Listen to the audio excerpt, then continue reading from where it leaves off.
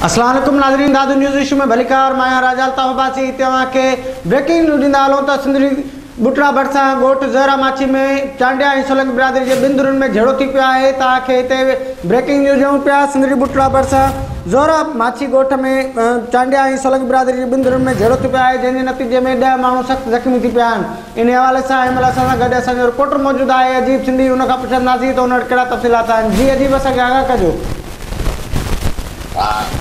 जी बिल्कुल राजा साहब, सिंधी बुटरा लगे ॻोठ आहे ज़हरा माछी में, जिते पाणीअ जे वारे तां चांडिया ऐं सोलंकी जी बिंदुरुनि में झेड़ो थी पियो आहे, जिते डंडा कुआड़ियूं वधण करे ॿिन्हिनि धुरनि जा 10 माण्हू ज़ख़्मी थी पिया आहिनि ऐं हिकु ज़ख़्मी आहे मोला सरवर चांडियो, जंहिंखे मथे में कुआड़ियूं डंडा लॻण करे सख़्तु ज़ख़्मी थी पियो आहे, जंहिंखे गणपति जोगी हालत में लाड़काणो अस्पताल मुंतक़िल कयो आहे ऐं हुननि सिंधी बुटरा थाणे ते पहुची ॿिए ख़िलाफ़ इंसू दाख़िल कराए वरितो आहिनि ऐं ज़ख़्मियुनि में मोला बख्श चांडियो, आबिद चांडियो, मारूफ चांडियो, जॾहिं त सोलंकी बुटरा निसार सोलंकी, इसरार सोलंकी, इसहाक सोलंकी, मसरूफ सोलंकी जा ज़ख़्मी थी पिया आहिनि, जिनखे सिंधी बुटरा पुलिस ज़रूरी कार्रवाई बाद देखकर ॾेई मेयर तालुकी अस्पताल लाइ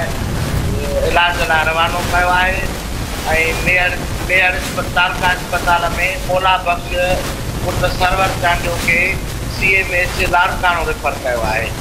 दुनियूं मोर्चा बंदि थी वियूं आहिनि। भली महिरबानी अजीब, तव्हां असांखे आगाह कयो। नाज़रीन, तव्हांखे हिते सिंधरी बुटरा मां ख़बर पई ॾिनीसीं त चांडिया ऐं सोलंकी बिरादरी जे बिंदुरुनि में झेड़ो थी पियो आहे, जंहिंजे नतीजे में 10 माण्हू सख़्तु ज़ख़्मी थी पिया आहिनि। तव्हांखे हिते ब्रेकिंग न्यूज़ ॾियूं पिया। सिंधरी बुटरा भरिसां ॻोठ ज़हरा माछी में चांडिया ऐं सोलंकी बिरादरी जे बिंदुरुनि में झेड़ो थी पियो आहे, जंहिंजे नतीजे में 10 ॼणा ज़ख़्मी थी पिया आहिनि।